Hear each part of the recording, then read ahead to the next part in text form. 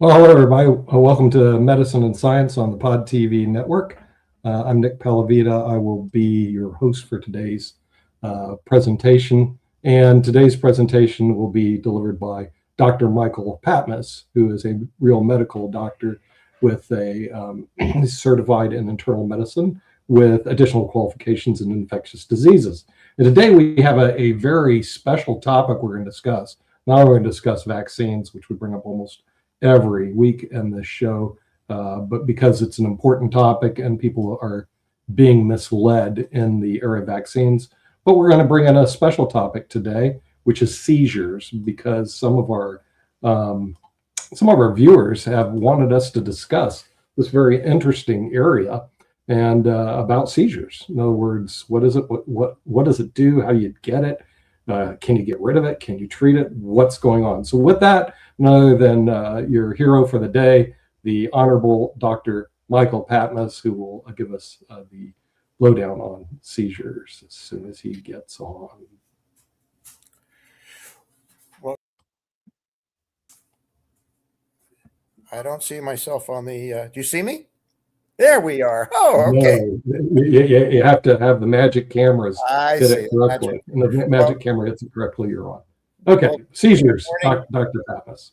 Good morning, Nick, and good morning, Rick, and to all the other viewers.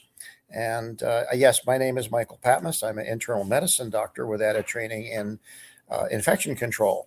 I'm not a neurologist, and as I always say, physicians should stay, within their zone of expertise, and when they're opining as an expert. Now, with that, I will add that I do have a lot of experience. I feel I can speak to this in general terms as an internal medicine physician because I've had to treat many patients with seizures and seizure disorders, and have a lot of experience as a primary care physician treating seizures. And I also did significant research when I was in medical school on the underlying molecular biology of the intracellular ion fluxes that happen before a seizure. It was my professor's, I was a student working in a lab. It was my professor's research. I just executed it, but it was the professor's idea.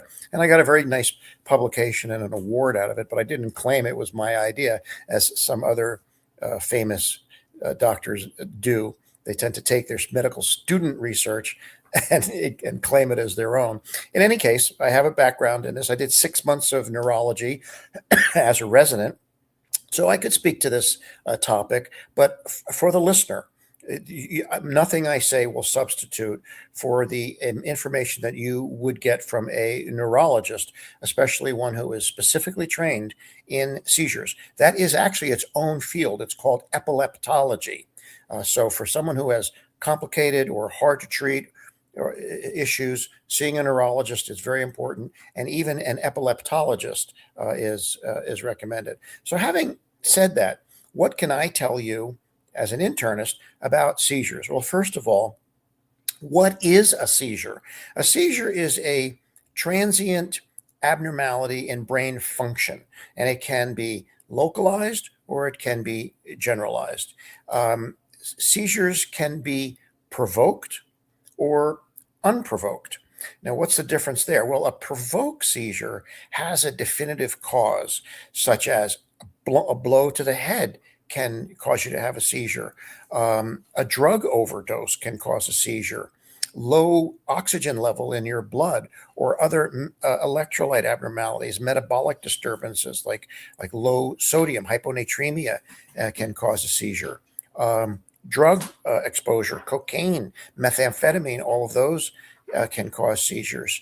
So you'll sometimes see in boxers when they get knocked out, they have a momentary twitching or seizure activity. Those are provoked seizures. That is not epilepsy. And people get confused between the two.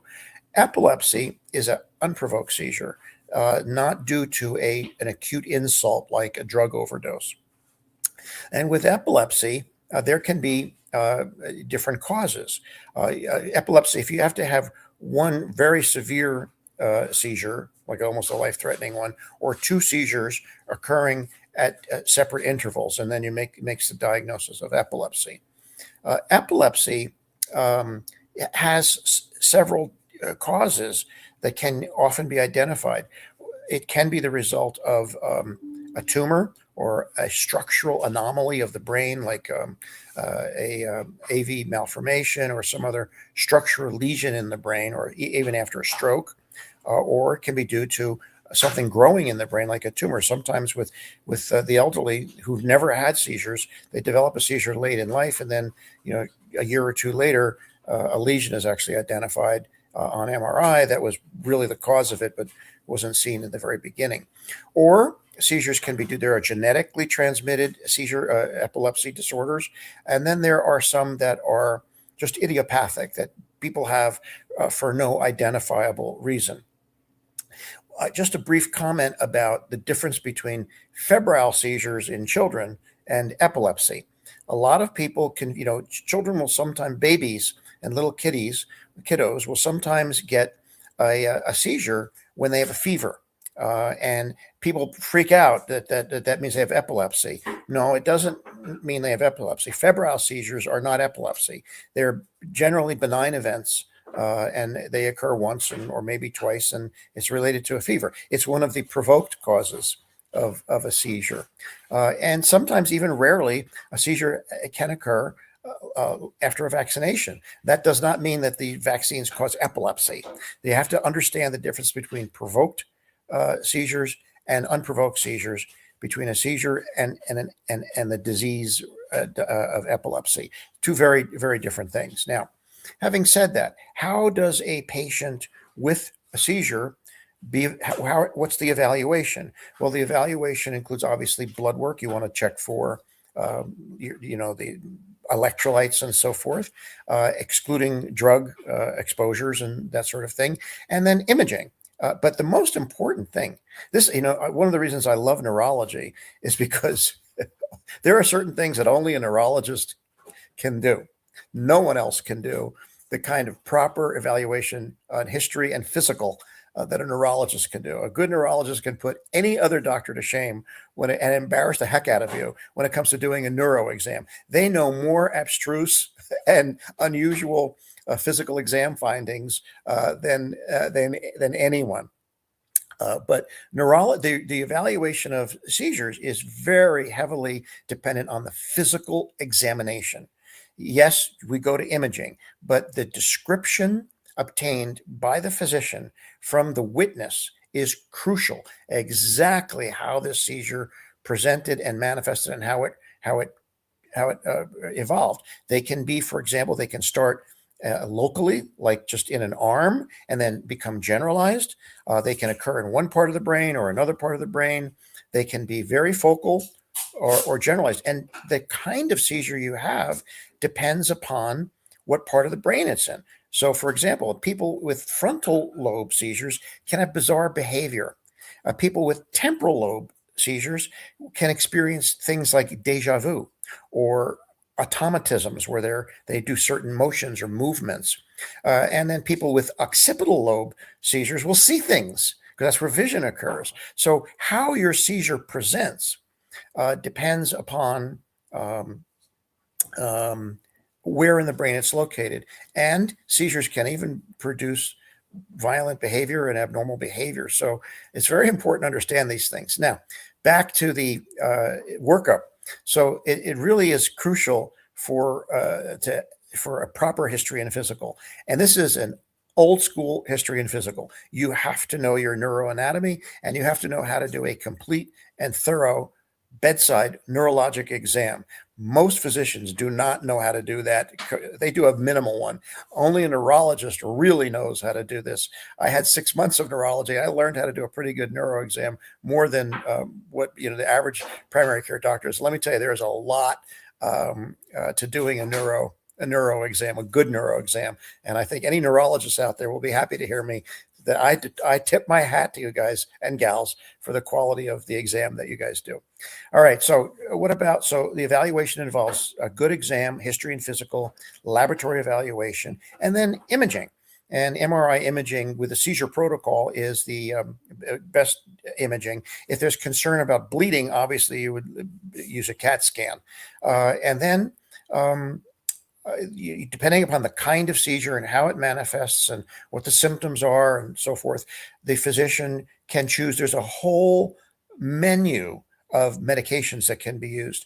And the medication choice really depends upon the type and kind of seizure. For most general purposes, the three dominant medications today, and I'll use the brand names because the patients probably don't know the generic names, but and I hate to use brand names. It embarrasses me as a doctor to use brand names, but I'll use them on this exceptional case. Lamictal, Keppra, and valproate are the it's kind of the mainstays. Back in the day when I was a student and so forth, we used Dilantin or diphenylhydantoin. In fact, the research that I did when I was in medical school was on how diphenylhydantoin works. And then there's the issue of, it's really requires really close follow-up and adjustment of the dosages to get these medications right. It's not at all unusual for people who are on various seizure medications to have difficulty controlling them. They're not easy to control. And it's an art form, knowing how much to give, what dose to give, a combination, sometimes two anti-seizure medications need to be used. And doing this is really an art form that is really reserved for someone who has special expertise in the management of seizures. When I had my internal medicine practice, my brick and mortar practice, I would always refer seizure patients to a neurologist to fine tune their medications. It is a very, very nuanced and requires a gentle touch and a very good diagnostic understanding and therapeutic understanding on the part of the physician to manage them. There is an issue with breakthroughs or seizure or failure of seizure medications, and that is often due to noncompliance by the patient. Sometimes they just miss doses, and other things like alcohol consumption. So sorry, RFK, not everybody should be liberalizing their alcohol consumption. People with a history of seizures should not be drinking alcohol. You forgot to mention that, Bobby. And then there's other reasons why sometimes a seizure medication might not work and have to be changed. And then there are some people who have refractory epilepsy and medication doesn't work. And for them, there's a whole new world of invasive neurosurgical things that can be done to control seizures. And those are done at very high level of care, tertiary academic medical centers like the University of Southern California, Cedars-Sinai Medical Center, UCSF, Beth Israel Deaconess. These high-level places are now using various implantable electrical things to control seizures in people who can't be controlled by medication. So all in all, seizures are very, very complicated, and it really is a very subtle area of medication that requires tremendous clinical knowledge and excellent management skills. So as a primary care physician, that's pretty much sums up, my level of understanding of seizures. I really like this idea of taking on topics that come from the audience. I'm happy to address any topic. I will always provide qualification of what my limits are on this, those areas where I am not a specialized expert. I'll give a general overview as I would as a internal medicine physician, while always deferring to the advanced expertise of the doctor who's trained in that specialty, which is what all doctors should do. If you are not an infectious disease doctor, stop pretending that you are and stop writing policy that affects the public. Defer to infectious disease doctors, just as I am deferring now to the neurologists out there in the room. So I hope that's of interest. And I'm happy to entertain any questions. I want to talk about the related issue of, seizures and delirium in seniors. So I'm not a doctor. I'm working off of AI and personal experience. And AI tells us that the highest incidence of new cases of seizures occur in people over 60, and the rate of seizures in people of epilepsy in people over 80 is 3 times the rate in children. So your brain it requires a lot of energy, and the older you get, the closer it gets to your body's ability to supply your brain with what it needs, the margins shrink, and it's easier for to send somebody into delirium. And a senior, it happened to my mom, it happened to my mother-in-law, it happened to her brother. And if uh, if your doctor isn't familiar with delirium in seniors, and I assume this also maybe extends to epilepsy, they can overlook stuff like a UTI, a cold medication can all tip somebody over into delirium. They start talking nonsense. They don't know where they are. The family, including us, from our experience, thinks, oh, this is it. This is the final stage of dementia. They've tipped over into, but often if you check somebody for a UTI, a senior, somebody who's 80, clear up the UTI, the delirium goes away. And I've got a real world example that affected all of us. Joe Biden, when he did the debate, he had a cold, and they probably gave him cold medicine, and his doctors probably weren't used to senior medicine, and he was all loopy for the debate, which changed politics. So that's all very good points, Rick. Just a comment. We have to, lumping all these things together, delirium, seizures, and epilepsy is a little bit, you have to be careful there. And here's why. Delirium is an alteration in your level of consciousness that can be produced by a whole variety of causes, including low blood oxygen, drug intoxication, and so forth. Infection. It's not at all unusual for people, especially elderly people, to get delirious and confused and even semi-comatose and so forth with infections like a urinary tract infection. Yes, you're absolutely correct about that. And yes, when you get delirious, if you're delirious from drugs or delirious from hypoxia or delirious from an infection, that can provoke a seizure. That can give you a provoked seizure, like I referred to previously, and that's not in and of itself epilepsy. The diagnosis of epilepsy requires 2 or more seizures that are unprovoked, without a provoked cause. So if someone has a urinary tract infection and gets delirious and has a seizure, that's not epilepsy. That's a provoked seizure. Now, one more little, and this is just, now I'm going to just speculate a little bit based upon my experience. If an elderly person develops epilepsy, unprovoked seizures, at an advanced age, that really is a red flag. A clinician should really look hard for a structural lesion.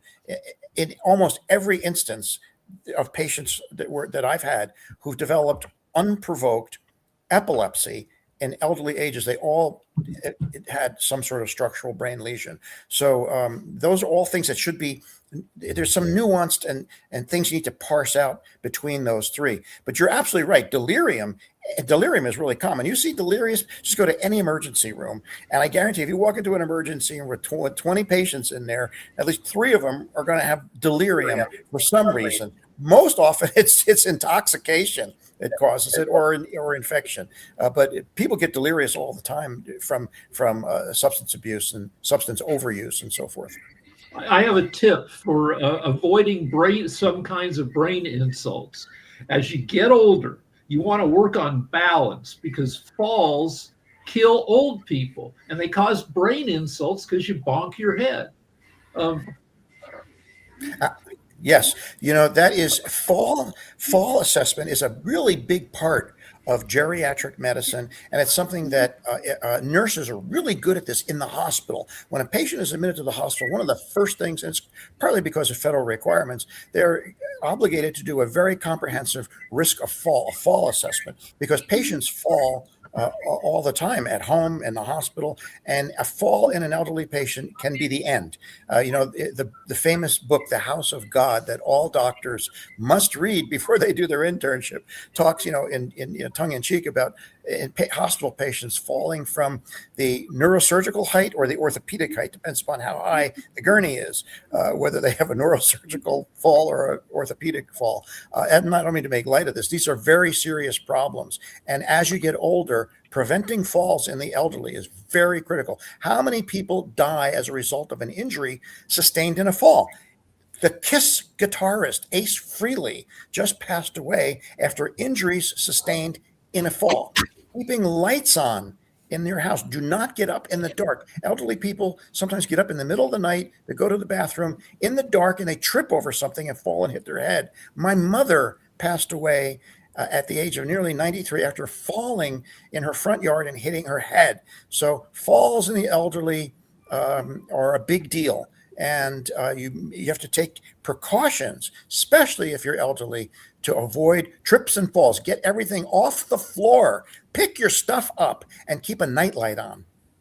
Also, as you get older, I'm in the fall range now. I cracked the bones in my wrist. I stepping off a curb. I went down, and like in the NBA, those guys fall. I don't understand it. Those guys, they fall from 7 feet high. But I'm not in the NBA, and so look where you have to change your habits. You have to start, like you said, keep things lit. Also, look where you're placing your feet. Watch where you walk. How many Walk times where have you you walk heard and that? everything like that. People say that all the time. You talked about the delirium and everything like that, and I think I haven't mentioned this in the show before, but I have a one of my uncles and nephews, so he's actually on his side, not mine, but we still consider ourselves like cousins. He went through delirium recently, and the doctors have still been trying to figure it out and everything like that. Because I know my brother was actually his first call, and he was surprised that he was his first call because they don't really communicate a lot and everything like that. But he did know that he works in the field of dealing with at-risk youth and dealing with emergencies on a regular basis. So that in the back of his mind, he probably knew that he would be a good person to contact, even though my brother Malik was shocked that he contacted him because he wouldn't be his usual first point of reference and everything like that. But Delirium, delirium presents typically in the emergency room. Right. ER physicians are really good at evaluating causes of delirium. They see it first. They're kind of the primary care doctor for the delirious patient. Hospitalists, internal medicine, then the patient's delirious. The ER doctor kind of figures it out and then calls the hospitalist to admit the patient. And then it's the hospitalist physician, the internal medicine physician who's hospital based, who's really good at this also. And a lot of times then they will call in a neurologist to help clarify if it's a toxic metabolic encephalopathy causing delirium. I like the phrase toxic metabolic encephalopathy because it kind of gives you a little direction to go in your evaluation. You're looking for toxins and metabolic abnormalities producing the confusional state, which often clears. And I've seen this a million times, including in my own mom, who got a urinary tract infection that became encephalopathic and couldn't walk because of it. So these things are common as we get in among elderly folks. But distinguishing between delirium, provoked seizures, and unprovoked seizures is really crucial. Yeah, what advice would you give to people that are dealing with that situation? Because he also called me and was ranting and raving and talking about a lot of things that didn't make sense, including things that he wasn't even aware of because they happened before his birth and everything along those lines and everything like that. And what I did is I just gave him space to talk, and I think that's even what my brother did as well. And by the way, I think they're still trying to figure it out, even though this incident happened several weeks ago, the cause of the delirium, and he's actually still in hospital care and everything like that. Because originally we were thinking it might have been an early sign of early dementia or something along those lines that might be there, or Alzheimer's, but it is not that, because we think, he's about my age, so he's early 60s and everything like that. You're making a great point there, Mark. As a patient ages, and it just gets back to what Rick was saying there. Your brain shrinks. You have fewer neurons, so your buffer is less. It's easier to get into trouble, and elderly people can become delirious. For example, there's a common medication used for sleep called Benadryl or diphenhydramine. Benadryl in an elderly person can really mess them up. They can be really confused for days after taking Benadryl, and you can get delirious from Benadryl. Working up delirium is a very deep workup, and you have to be a pretty skilled physician, usually hospital-based physician, to really know how to thoroughly evaluate and pick a cause. And sometimes even then you can't identify it, but it really requires a masterful internal medicine physician to figure out what caused the patient to get delirious if they had a transient episode of delirium.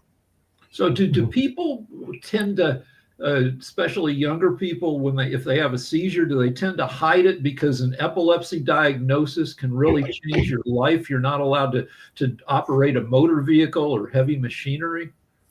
Yes, and that's one of the reasons why some people are non-compliant. There's a stigma. Patients who have seizures of whatever type are often embarrassed. They don't want to talk about it. They don't want to admit it. Kids don't want to acknowledge, like being type 1 diabetic. They fight the diagnosis. They may not want to acknowledge it. They refuse to take the medications. They keep it a secret. They don't disclose it. And that can be a real problem because people are ashamed or embarrassed to have this diagnosis. It's a diagnosis just like any other. And people, they deserve to be cared for and helped. And there's a lot that can be done, but it requires that the patient, be forthright and take their medications. And yes, it can impact your driving. And a physician has the authority to contact DMV and at least temporarily restrict your driving privileges if they think you're unsafe. And they have to, actually. And usually to get your license back, it requires a period of 3 to 6 months or so, depending on the state, of being seizure-free with documentation, confirmation from your physician that you're seizure-free. But that's always a concern. And for people who have uncontrolled seizures or frequent seizures, there are certain things they just should not do. Climbing on a ladder and getting up 3 stories to work on your roof, probably not a good idea. Scuba diving, probably not a good idea. Hey, just really quickly, and I know we're winding down, but how much do people ignore some of the symptoms of seizures? Because I know that you can have a sudden motion, or you can have other things, and you can have a bout of vertigo, and it might be a bout that you only have once every couple of years and everything like that, and people will ignore it because it is very scary, because I've even had that bout and everything like that, but you don't always because you don't know where you're at, and you're oftentimes in a spinning space and everything like that. But a lot of times it might be one that you have very rarely, because I think I had one episode, but that was like 4 years ago and everything like that. So it just was diagnosed as me moving too suddenly and not having a good diet, I think, at that particular time and everything like that. But I just wondering your take on these sudden incidences that can lead to possibly to seizures later on. Well, there's a lot of different, there's a lot of complexity here and a lot of different types of manifestations of seizures. There are things called absence seizures, or absence, as we used to call them, absence seizures, where you just tune out for a second. It happens in kids. They just zone out for 5 or 10 seconds. They're just not there. That's actually a type of seizure.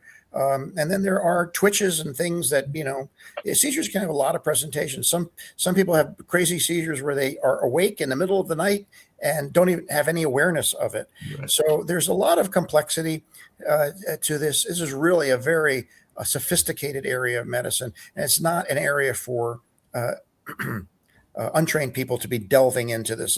That's why as a primary care doctor, if I had a patient with seizures, I always involved a neurologist just to be sure that they were getting the best care. What about narcolepsy? My dad was said to have, he was probably just not getting enough sleep, but we considered it hilarious that you would just all of a sudden fall asleep in the middle of something.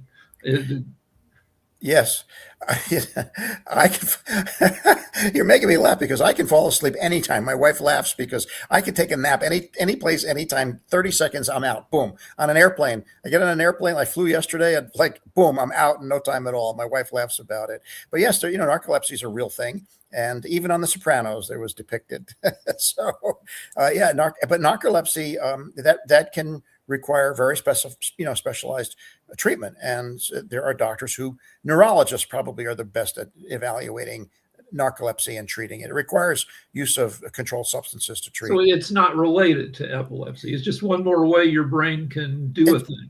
It's just, I'm sure there are probably some cases where there's some overlap between them, but no, it's a separate entity. Just like all of these things, narcolepsy, delirium, provoked seizures, unprovoked seizures, these are separate entities. Mm-hmm. And with that, we're out of time, but we do want to thank Dr. Michael Patmos, who is board certified in internal medicine, who is discussing seizures, and thank our guest in the United States around Virginia who asked for this particular topic to be discussed. And we'll see you next week on Medicine and Science on the Pod TV network. Until then, stay safe and don't fall down.